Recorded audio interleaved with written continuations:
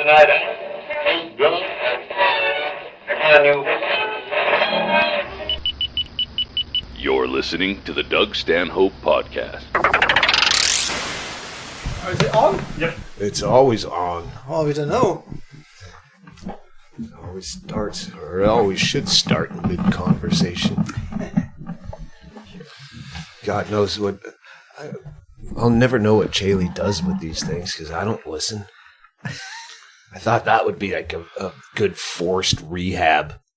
What, making you listen to your I podcast? have to listen to one podcast every day. It would drive you insane. I'm not going to lie to you, I've never listened to it. So I don't think I've listened to a single podcast ever. So I've been on a couple, but I haven't listened we to do one. on the road when you're killing hours, and I like it.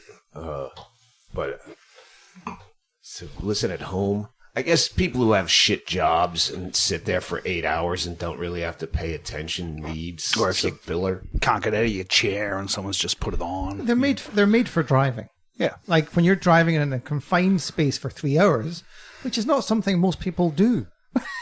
You know. And we know the people that we're listening to. I was going to say, that's so weird, isn't it, that in our job, that is such a normal thing. Yeah, I'm going to be in a car for 5 hours today and then work tonight.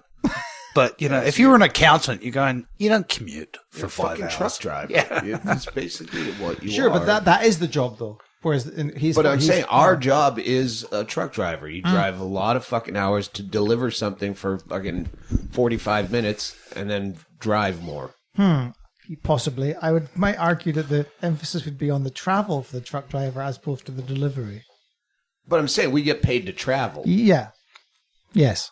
Anyway, we're here in New Zealand, funnily Yes, enough. with Jeremy Elwood 4 years later.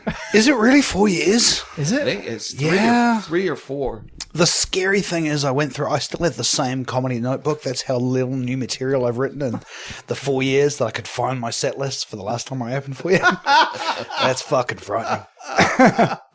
Well, you're writing for TV? Yeah, I'm doing a TV show here. It's kind of like The Daily Show, but it's 7 o'clock, so you don't get to do anything cool. You just get to basically make fun of the news. But yeah. Is it that's what I every do. night? 5 nights a week. Yeah. Fuck. Well, it's going to be more. That's more work than you can get in comedy in New Zealand. You only have like 3 cities, right? Well, yeah. Christchurch and fucking Wellington or something. I don't know. Wellington, Hamilton, Dunedin at a push, but you are talking four tops. Yeah, you'd have to be turning over your fucking act real quickly. Oh, and I did that for 25 years, so I just thought I thought I'd do something different, and then I realized that it involves regular hours, and that's a change after 25 years to go back to being in an office. Do you have to stay sober? Well, yeah. It depends who's listening on this. Yeah, no. Of course he does. Yeah, takes it very responsibly. So Speaking of which, let us get to when we left you last. Can I tell you when you left me last? So the last time you played Auckland and I opened for you, and the next day you sent me a message going, "I'm doing some day drinking. Do you want to join me?" And I went, "No, I've got a corporate gig that night." I was being all responsible, and then I went, "Fuck it, no." So I came around to your hotel. I don't remember, and you'd bought 5 bottles of overproof vodka because you didn't think New Zealand sold it. And you gave 3 of them to me, which I took to the gig and hid under the stage. Now, thankfully, the theme of the gig was 80s rock and roll, so they thought I was playing a character. They genuinely did. They genuinely did. And then halfway through the gig, I had security come over and pass me a note because I'm emceeing this thing. And they went, "Someone has smuggled in 3 bottles of vodka. Can you ask them who they are and they have to leave?" And I had to go, "Well, that's me." And they're a gift. It's a part of the show. It's right. It's a prop. It's a prop. Yeah, I'm going to juggle at some point in the I'd next hour. forgotten about bringing that much. We must have. I don't know what we thought we were going to get into. We're bringing that much vodka last Yeah, time. we were only here for one show. I think we might have been here for a day off. I know, but we maybe- must have been off for. I think you did 2 nights, yeah. No, we only did one night. 2 nights in the country. Yeah, I think we're here for 3 nights. And I also think it might have been one of those situations where we didn't coordinate and I was on a different flight and bought vodka, and then you bought vodka. Probably. And Bingo was with us, so you maybe thought, I'll buy vodka just in case. Ends up, we have like a lot of vodka. We had shitloads of vodka. And I remember that I found a bar that was showing football. Yes. That's right.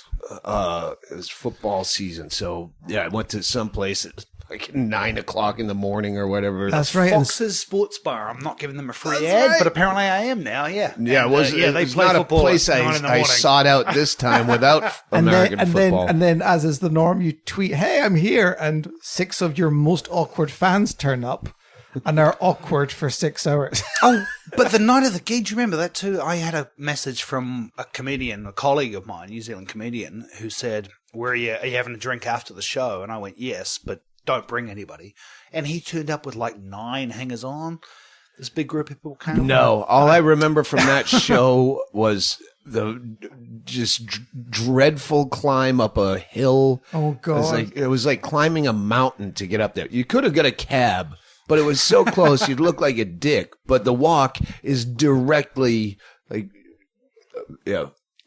Also, K2. I also remember the will he won't he turn up of Kim.com.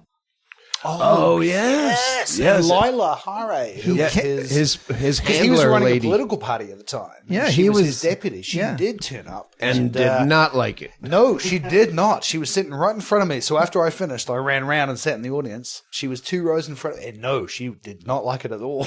It was great. It was great. I didn't invite him this time. And then you were telling us about how ill prepared the bar was. Like when you arrived for the last Auckland gig, Oh, the venue. the gig hadn't even started, and Yeah. they were sending someone to a supermarket to get more booze. Yeah, so you play this theatre, which, by the way, I think you may have been the last gig there. It then got demolished because it needs earthquake strengthening. Either that, or you just killed it. But yeah, I've closed down a lot of places like that. Melbourne last time. Melbourne. I'm sure this has happened to you too, Jeremy. That girls that you fucked after a show that just go directly out and get married or turn gay. yeah. Well, you did that to the Maidment Theatre. You basically turned out the Maidment, and yeah, because they're so used. They were just basically doing student plays, like students with no money, so they didn't have their bar stocked. I arrived. They about wake half up an the hour- next day and go, "What am I doing with my life? Let's shut this place and raise it." Yeah, I need to talk to someone about my dad. So anyway, we're day drinking Yeah, in Auckland, where I left you with several bottles of alcohol. that's right. And then I went and did a gig for a big company, and it went surprisingly well. I've worked for them since, so I won't name them in case they hear this. All right. Good. Yeah, I imagine. I mean, that must be one of the things in a smaller country is how there's a limit to how many people you can piss off.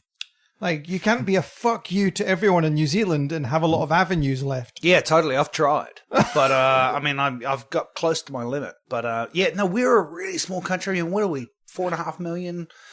I think Brian's talking to himself like, "Oh, if I lived here, I'd be out of work. I'd have to be nice to people." No, I'd be the king. I'd Well, crush everyone. one or the other would be true. Yeah. Yeah, exactly. It'd be a bit like living in Scotland without any shame. This has been we've had in the first 8 shows. I think this is the 10th or 9th. Maybe it's the first 3 different people at shows passed out in the front row. I saw that on your Twitter account. Yeah. Yeah, the second one we didn't get a good picture because the flash didn't work, and then he woke up. But the last guy in Melbourne, I'm like, at this point we're used to it. And when I start rambling, I'm like, "Get in here with the camera, Alex. Get in here." Alex is with us too. The promoter. I don't know what your fucking title is. He's just right in there. Everyone's taking pictures of the guy. And then he continues to sleep, and I go on with my Beer set. spilt in his lap. Yeah, he had his beer was tipped over. It looks like he pissed himself. And then the fucking security comes in, and I'm yelling, "No, don't wake him up." Like, if he's that fucking passed out, I want to get pictures of this theater empty except for him.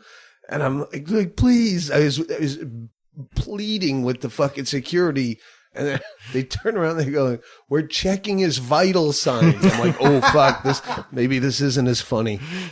But he didn't even wake up till after. Well, yeah, they did the whole thing with bending someone's thumb back because that always wakes somebody up. Really? And the guy said, if you do this, it always works. And he went, this guy ain't responding. And so they got him outside. Like, if you're going to break your thumb, you'd probably wake up. I'm starting to work out why you guys have an opiate problem in the United States, because, that's not going to tell you if he's alive or not. Anyways. No, it was wake him up. To wake him up. Sure. To figure out whether he's just, asleep or whether he's fucking in a state of crisis. Right. So they thought he was in a state of crisis. They get him outside, but it was the security people in Melbourne were so caring. The guy sat with him like he was his dad, and the guy eventually wakes up and he's going, I was looking forward to this gig so much. And the security... Then he recognized you. Then he goes, the security guy goes, don't worry, son, we've all done it, don't worry. And then I'm walking past, and then in a very sort of poignant moment, the guy who's collapsed points at me and says to the security guy, I know him from the podcast. And the security guy has no idea what, Anyways. So hang on, he can see you from the podcast. Well, he's obviously seen the default pictures, that type of thing. And then the security guy let him go in again at the end to sit at the back. He was very caring. I think you've got a similar situation tonight. I just turned up and a couple of the guys at the front door weren't going to let me in until one of them came out and went, do you guys know who this is? Oh. Which does not happen to me very often. So Thank you, Doug. And thank you, Brian. All right. And thank you, whoever you are. I've watched it. And Benjamin, I won't say your last name, but Benjamin emailed me. I was the guy that passed out at your show. I'm so sorry. I hope I didn't make an asshole of myself. And who was the guy who? I said on Twitter about he kicked me out because I said something dumb. But that was the next night. Different thing. Yeah, right. Yeah, that was the next night when I was talking about the night before. I'll say her first name too. But Benjamin, anyway, first of all, he sent me a sad email, and I said, well, obviously you haven't looked at my Twitter feed. And I gave him the same, don't worry about it. It does happen. I mean, what's the worst thing you've ever done to another comic? Like by being at one of their gigs? Oh, I heckled before I ever went on stage. But anything since? I've terrible. If I'm drunk at a show, I go, fuck, don't do it. And then I blurt something out. I had an awful one. In Montreal once, I got sat in a comedy club in like the second row center, that direct, the first place the light hits and you can see it. And I said to the guy sitting there, I went, please don't put me there, man. Please don't do that. I'm a comedian. I'm the worst audience member. And I'm sitting there, and this guy on stage is just dying, and he starts winging it, and he comes to me and goes, where are you from? I went, New Zealand. He made some shit fucking joke, as you do, and he goes, what do you do for a living? And I couldn't help myself. I went, I'm a comic. What do you do? Oh. And he put the microphone down and walked off. And if whoever you are is listening to this, I'm sorry, but it wasn't my fault. Yeah, but you have to go with your strongest line, and that was fucking right there sitting on a tee like a golf ball that's sad. Little tennis ball floating in the air waiting to be hit. Yeah. I'm sure I've done awful things. Well, that happened last tour in Melbourne. Oh. When, as part of your Oh, yes. show. Yeah. The guy in the... I heard about this. The guy in the front row who went, I'm a comic. Yeah, and I said, what the fuck? Why aren't you working on a Saturday night? Yeah. You got all pissed and did a big drunken blog post about it, cursing us all out and me out and everything. Oh, he did? Yeah. He went nuts. Mm-hmm. Oh, I thought... he lost his mind. I remember that. Then he tried to get a gig on this tour. Going through his manager this time. He had my number. Oh, God. I remember that. I thought my memory of that is it was all in good fun. And it was good fun for the audience enjoyed it. It was a great fucking minimal, repartee because you crushed him and moved on. Unfortunately, he was sitting there like a fucking incubation device. Well, the guy that was what you told me about it afterwards, Alex, the guy on the second night in Melbourne, he just kept blurting out shit. Like the first thing was something just like a word. And he had a booming voice, which I'm sure he thought, oh, I'm going to fucking take it. He yelled, I think he yelled, Hindenburg or something. The one I caught was Dear Swallow. Well, that was the last one. Before that, he had just completely ill-timed, just blurted out, I think he said Hindenburg as though it was like a bit of mine. And I go, I can't figure out what bit. Like he's trying to prompt me to do a bit, but I don't know what it is, but it sounded vaguely familiar. And then now I'm just trying to figure out what bit he's referencing. So and then I just moved on. The second time he fucking yelled out, I just plowed through it because now I'm in a bit. All right, if this is a 9-minute bit, I'm not going to stop to address you. I'm going to fucking steamroll you. And then the third time, do you swallow? Which I'm sure he thought was appropriate for whatever the fuck I was talking about. And I just, ended the tour. Yeah. You know what? Just, you're getting thrown out. If you're a man, you'll throw yourself out rather than make security do it. And he wasn't a man. I just sat there not acknowledging anyone as though, if he just stayed still, the T-Rex they wouldn't can't see him. me. Yeah, if I stop talking, they won't hear me or see me anymore. Did he not have mates? He had a mate and they both had girls with him. Oh. Yeah. And of course the girl's like, I don't know what they did that for. That's fucking crap, And we get him out eventually. And once he's out, he couldn't be more, nice and affable. Drunk as fuck. And he's going, nah, mate, I get it. I work in entertainment myself. And, I had a shot, had to take it, took a chance, went toe-to-toe with one of the greats, and I lost. I went toe-to-toe with one of the greats. I had a shot and I had to take it. I'm going back a sentence further than that. Just going, did you really? Well, he tweeted the next day, or maybe even that night. I think it was that night. He tweeted at Joe Rogan, just got thrown out of the Stanhope show for saying this. So, you said a bunch of shit, you dumb fuck. And Joe wasn't there. I actually went and I know that whole line about entertainment. I actually did a bit of a Google, dive on him, and all his information is out there. Like he works in fucking marketing. He's got his resume online. If you wanted to really destroy the guy, which he's not worth it, but you know what I mean. It's just like if you want to go to toe with one of the best in the entertainment field, yeah. You are. It's like you're being a dick. And I remember when I clicked on his profile on Twitter, it just said techno in all caps and with spaces in between each letter. Yeah. Techno. Tech. No. It's like Bingo's didgeridoo. Yeah. By the way, we have been making jokes, Jeremy, just to be fair, about how you share a surname with a great Australian comedian called Ben.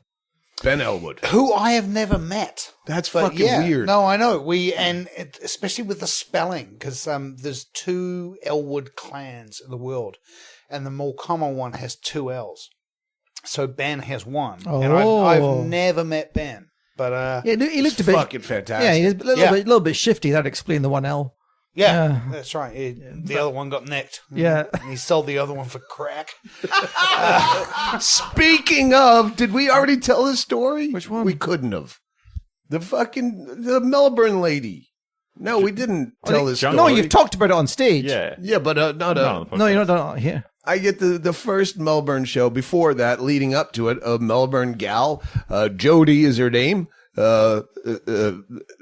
sent me an email saying, I don't have money for tickets for your show, but if you're interested, I have heroin, ice, speed, which I think is the same, but she put them together, prescription drugs, if that's what you're into, and all the alcohol, if you like, just a shot in the dark. And I had to write back and say, from what I know, I'm not interested in your drugs, but from what I know, you can actually trade some of those things for money that you can use for tickets. And she wrote back, maybe I wasn't clear.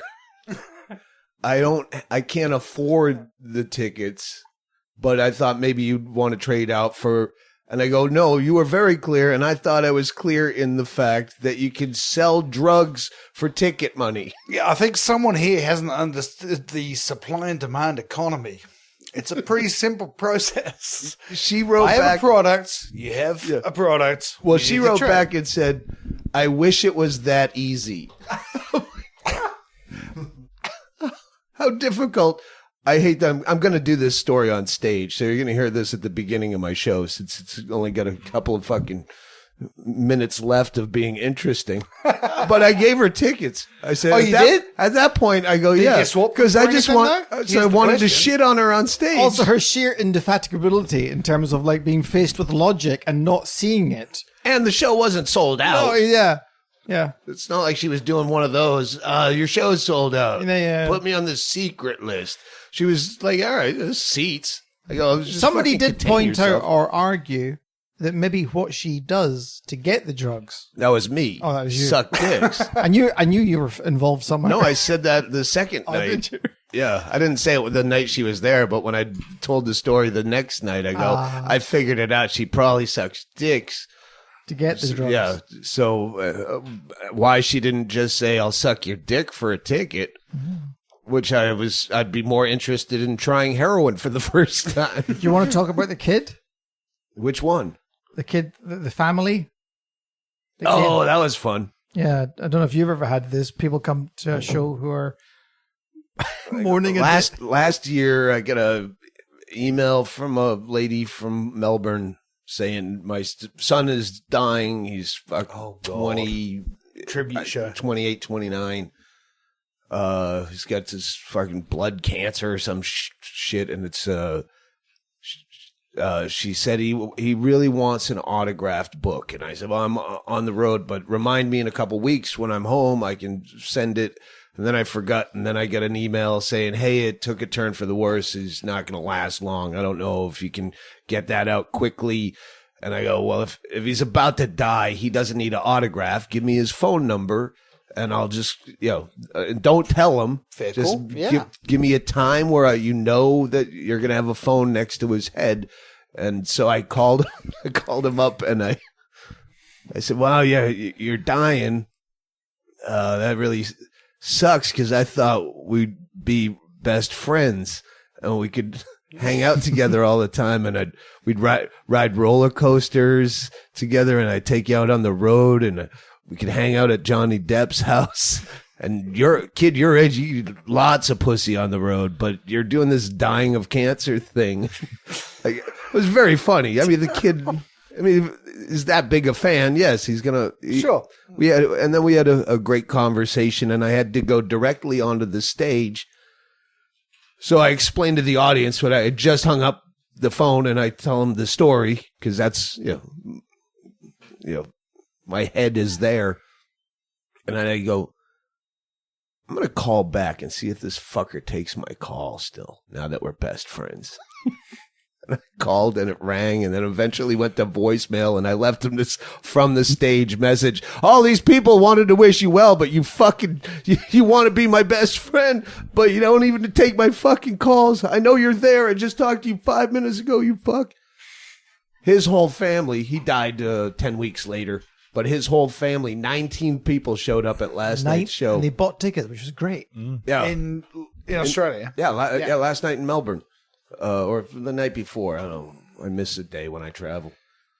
And they came out, and I had a few of them, mom and sisters, backstage, which is an alley like we smoke in here. And they were very sweet. Mom was pretty fucking hammered, and I didn't know if she was gonna get through the show, but. So how does that work for you? I mean, you have a fascinating fan base because of what you put out there. Did you say an assinating? No, I said fascinating. No, but assinating. Fascinating is probably a better word, maybe. Yeah. I thought you coined a perfect term. You got for this my audience. entire fucking self-destructive fan base who come along and see you because they're going there but for the grace of God. Do you feel any responsibility? Yes, I do. Yeah? I do. I was tweeting, hey, I mean, after the first show in fucking Hobart, when this guy was asleep in the front row, I always tell people on Twitter, pace yourself. On this tour, one of the earliest, I always get, hey, we're drinking, gearing up, tailgating for the Stanhope show tonight. And you're like, it's fucking 3:30 in the afternoon, and there's a picture of two of them drinking fucking 40-ounce beers in their fucking car. Yeah. And you go, don't do that. There was just one on this tour. I don't remember what town. It was 9:30 in the morning. Just cracked my first beer to celebrate. But what? It doesn't matter. Yeah. The point is, you start drinking at fucking 9:30 in the morning. I don't care how good you are. You are not going to be fucking coherent to watch a show. At best, you'll fall asleep. And I only saw the front row people. We're playing big houses where when I tweeted that picture of your guy with the beer spilled in his fucking lap, I said, God knows how many other people said, had one passed out in my row too at the same show. I just couldn't see him. But it's very disheartening when you look down in the front row. The cliche is that comics, and it's true, we always focus on the one person that isn't laughing. Yeah, of course. But when you're focused on the one person who's asleep, might not be breathing, you stop worrying about the laughs. But I do understand that I draw fucking drunks.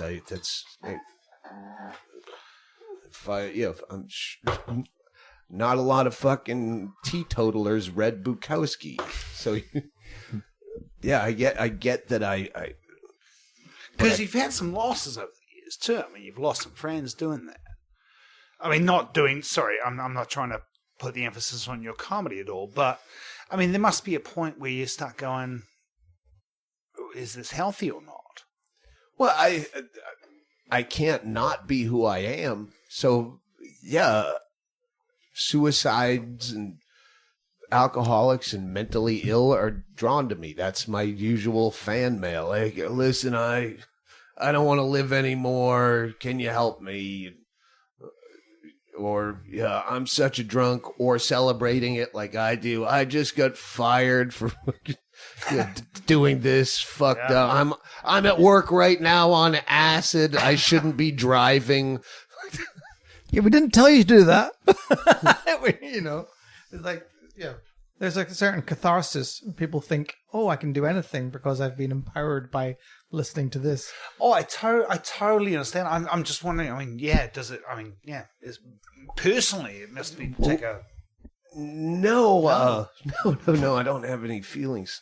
But it's changed me in.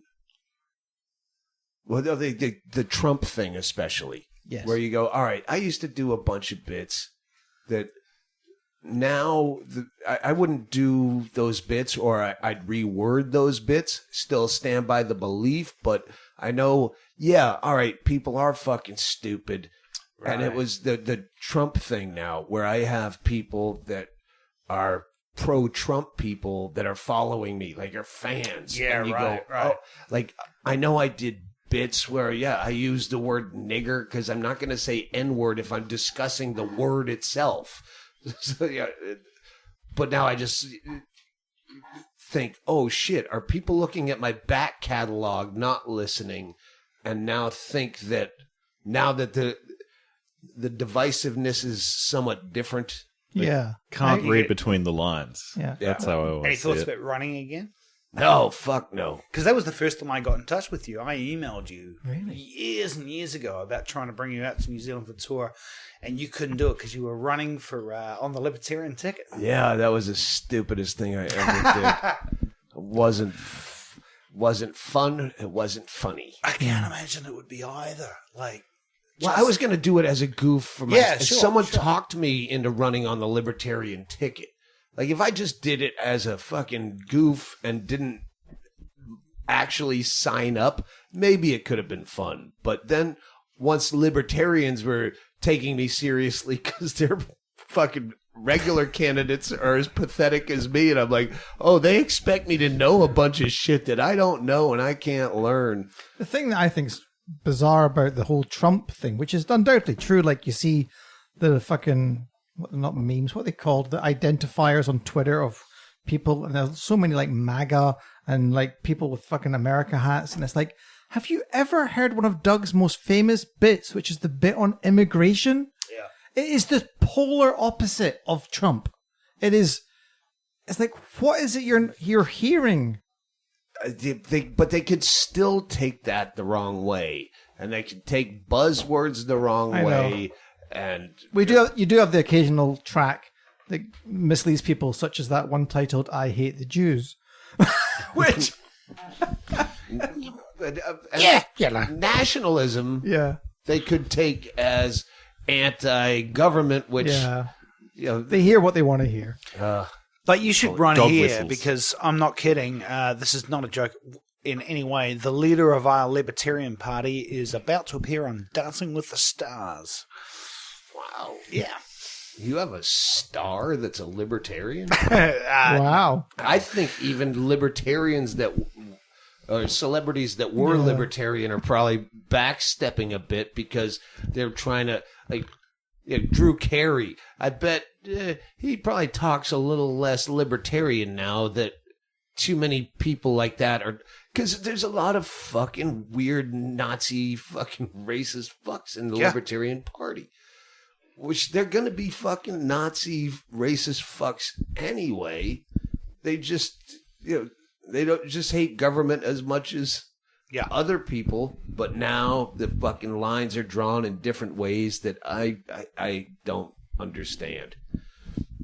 This is about the 20-minute mark. So Chaille will be glad that I paused so we can do some kind of advertising that we don't even have. So if my voice sounds a bit different or chipper, or maybe Chad Shank will do it from home.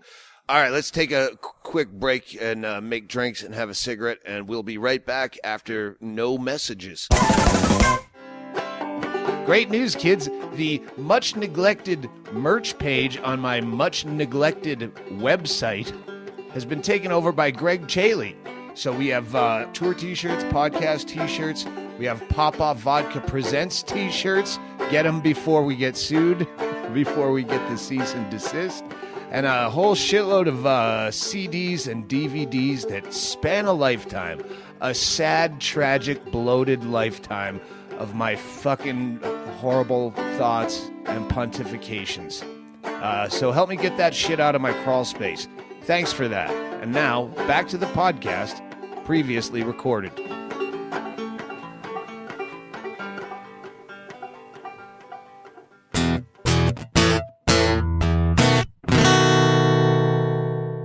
Hey, we're back.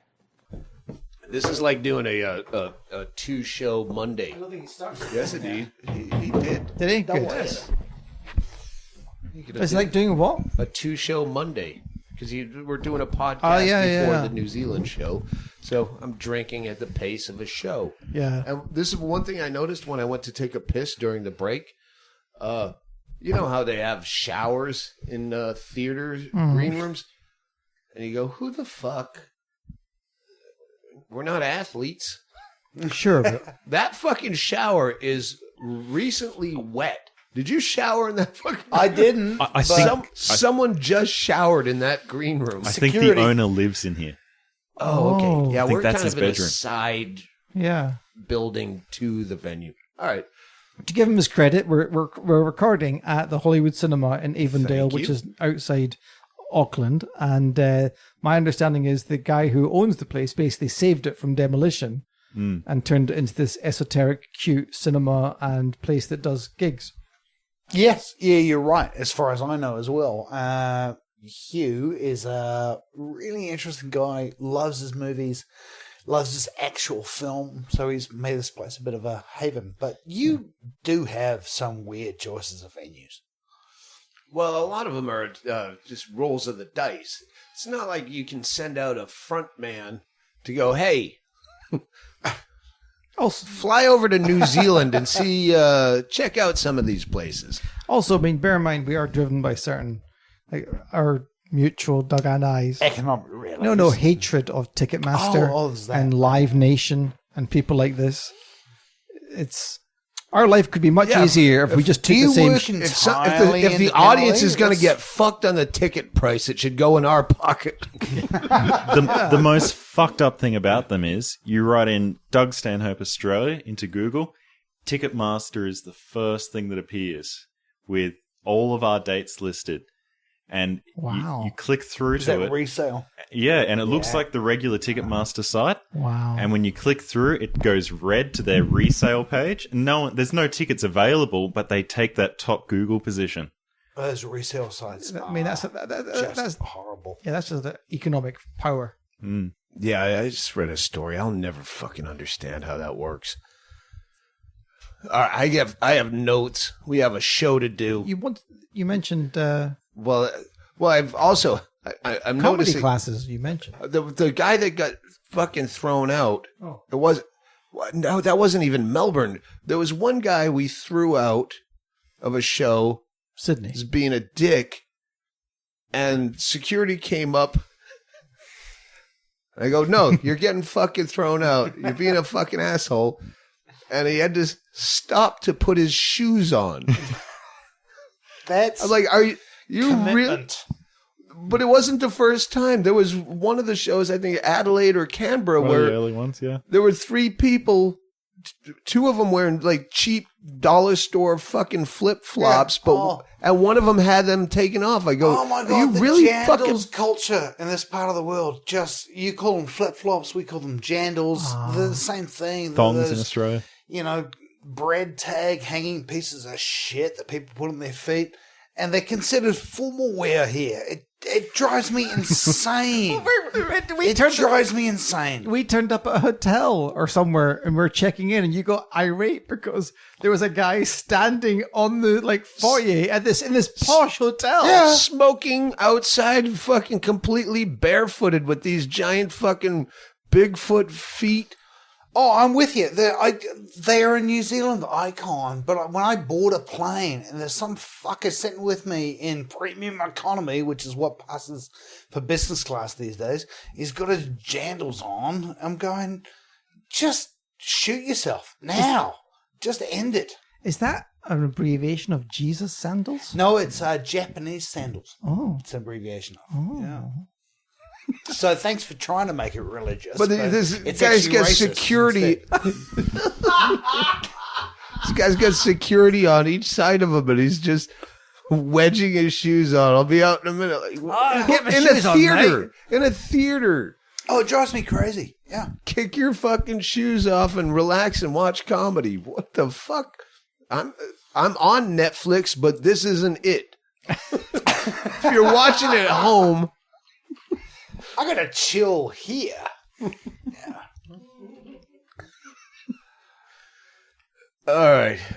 Jeremy was telling us he's been approached to do comedy classes. Well, I've read 4 books over here. The Stowaway was great. The Fatal Shore, too much information that I want to, once I read 603 pages about the founding of Australia, I want to tell you all the stuff I remember, and it's not funny. I got rid of that in the first few shows. But then I brought some burner books. A guy named Stevie Ray that teaches comedy classes in Minneapolis for 3 decades sent me a book to the house because he knows how I feel about comedy classes. It was in reaction to your continued pummeling of these comedy classes. Yes, that you can't teach comedy. And he said, well, you know what? Some people can't teach, comedians can't teach comedy a lot of times because they know how to do it, but they don't know why. He had this whole dissertation in a 2-page letter. That was a while ago, but I go, I'll bring that on the road because it'll make me fucking angry when I run out of real books. And I read it in 3 hours. It took me 9 days to read a 600-page book that I was interested in. His 200-page book, 3 hours of, are you fucking kidding me? I'm with you. I don't think you can teach it. I think you can teach the techniques. You can teach someone to hold a mic, and dear God, could someone fucking teach young comedians how to hold a microphone? I mean, to me, that is the number one lesson. It's just, it sits up here by your face. It doesn't sit down here. It doesn't do that.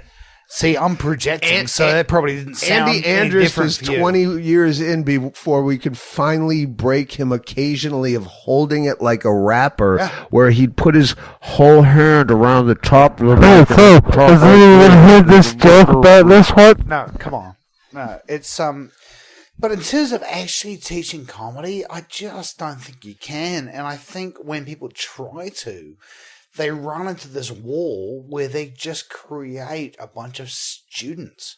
Well, you know the comics, and this guy is teaching someone to be the best open micer that will never.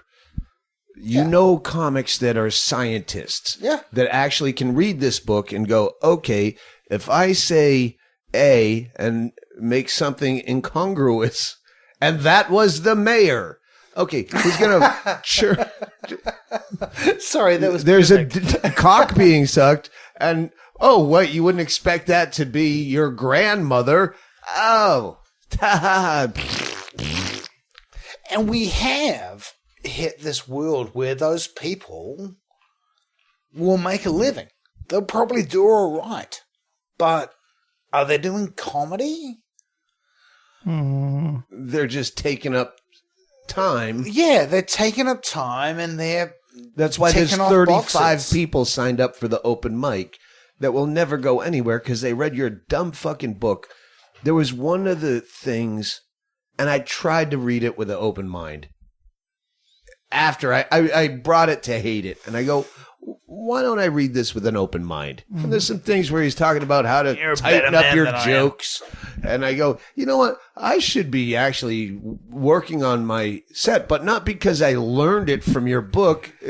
You're reminding me I shouldn't be this fucking lazy and reading books to hate them when I should be working on my set. But one of the things was, he said, how to make if you have a funny story, tell it to your friends in 60 seconds. Then go back and try to tell the same story in 30 seconds. This will train you to cut out all the dead words that don't need to be there. First of all, you never work out bits at the table. You don't fucking work out your bits on your friends. That is fucking comedy rule number 1. B, there's a story where unnecessary detail can sell a story so much. And he actually goes on and ignores this later on when he's telling a different fucking story. There's the old Comedy Underground in Seattle. There was a bartender who did open mic. And I went to play there, and I got there a day early for open mic. And he says, did you hear what happened? He said, I got my identity stolen. I just got out of a fucking federal detention center. Someone had stolen his identity. Started a pot farm in Montana, which got fucking raided, busted. His name is on it. He gets arrested out of the blue in Seattle, spends 4 days in a fucking federal detention center trying to plead his case that I've never been to Montana. I don't know what the fuck. He's got this brilliant story.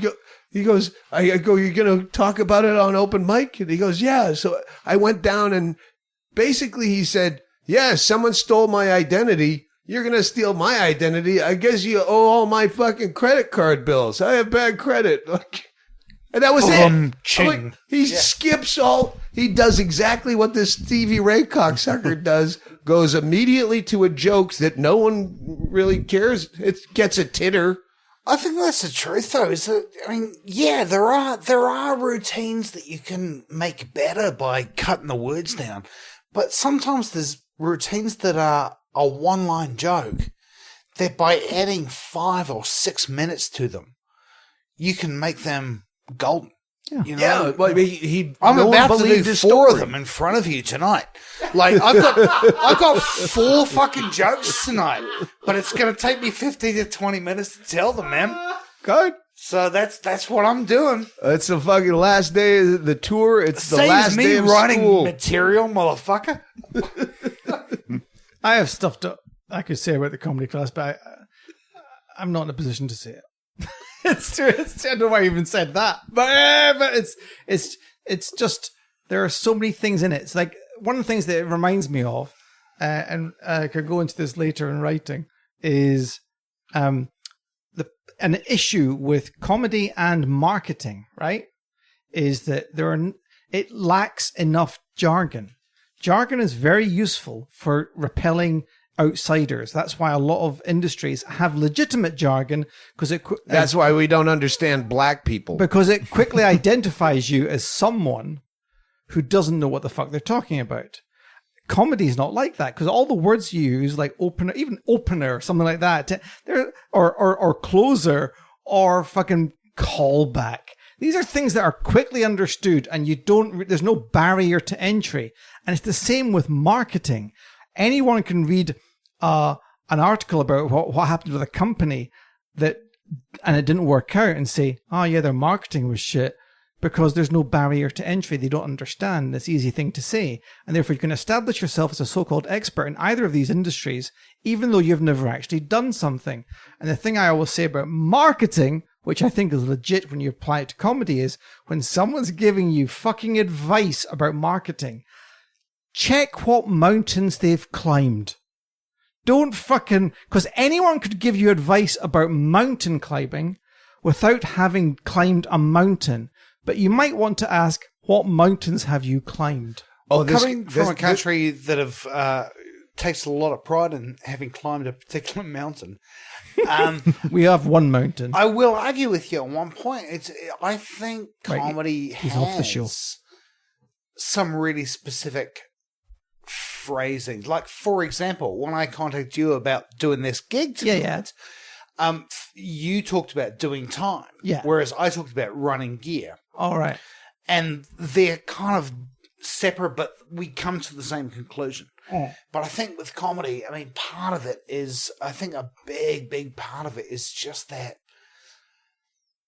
I don't think you can teach it, because I think you have to have an inherent sense within yourself of whether it's funny to you. Yes. And if it's funny to you, then eventually it will or won't, because not everyone who thinks they're funny is going to make it, but it will or won't become funny to other people. But when it becomes funny to a formula, then you're just going, no, now you're a But those are the people guitarist that take comedy classes. Exactly. They're people that Of course they are. want to become funny. Yeah.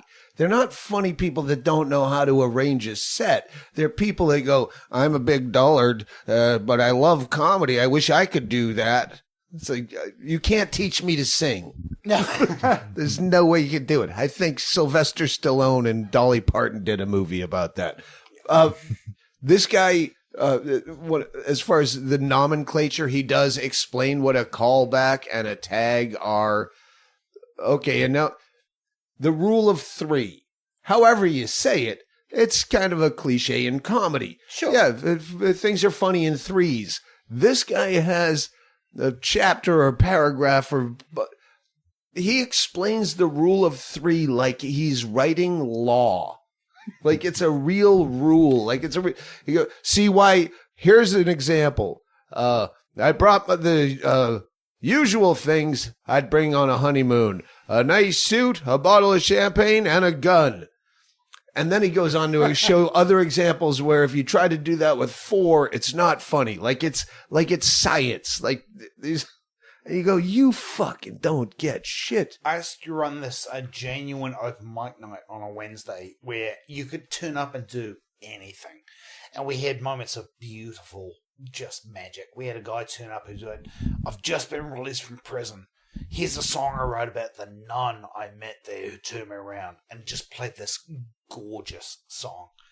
But then we had this drama class upstairs, and she would send them down going, they're going to do speeches. Okay, cool.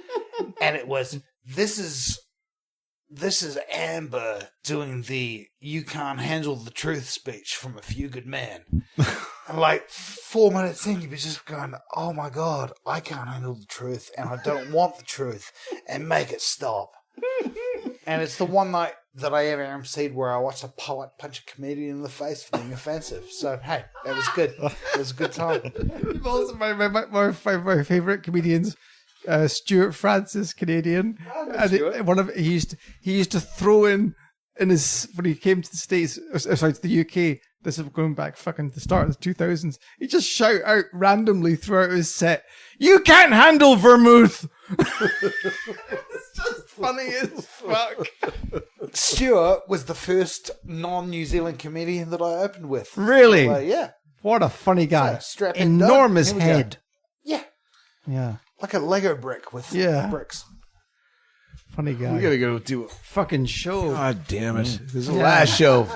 Well, I feel good about this one because I don't give a shit. That's I'm looking at my notes. Hey, sorry for shitting all over you, Stevie Ray, but you sent me that book with a letter just fucking daring me to. And I finally got around to it a year later. I don't know you, Stevie Ray, but you're wrong.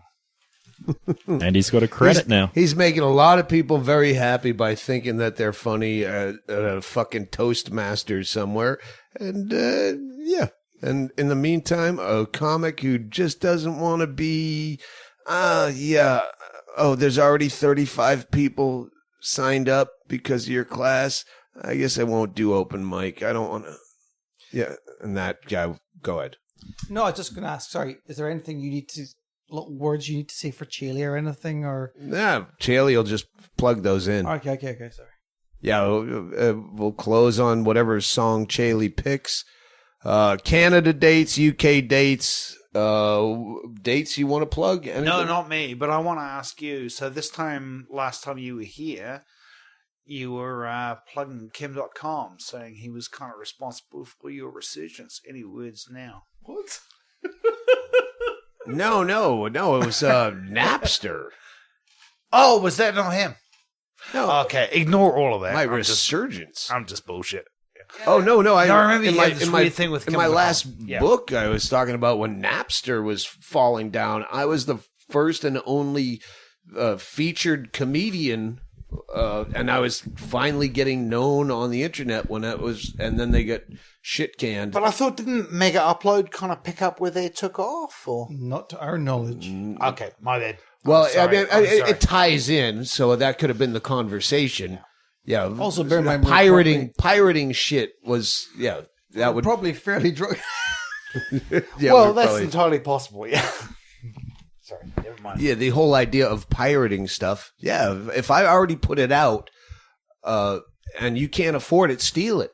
I still say that. Just fucking steal shit. The problem is that even now, just don't film me and fucking steal it. The people not understanding the difference between pirating and bootlegging. Yeah. It's like one of those things you go to your grave still not being able to explain. I know. Anyway. That was my bad. That's why I make my bits longer and more rambly. So you know what? You have to listen to the whole 23 fucking minutes and your phone's going to die before you get it all. All right. Jeremy Elwood. What's your Twitter? At Jeremy Elwood? At Jeremy Elwood. With 1L. On everything. 1L. You're 1L. Yes. ELWOOD. Okay. Yeah, Ben No Elwood relation too. to Brian. Ben. And at True Australia? True Comedy Ost. True AUST. Comedy Ost. For Australia. But But you probably won't see me pop up again until fucking Doug's no one out over here uses Twitter. It fucking makes me mad, except that one guy you throw out. Fuck that guy. All right. Good night. Good night. Why, Randy,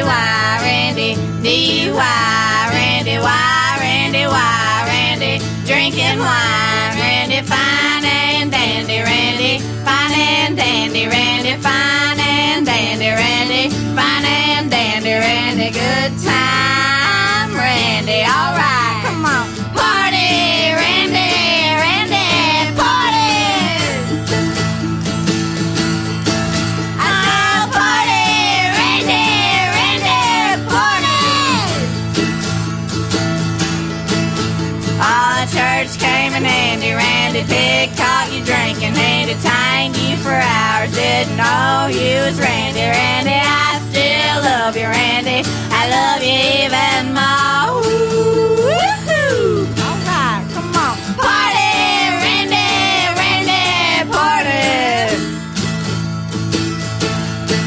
Come on, party, Randy, Randy, party. Party, Randy.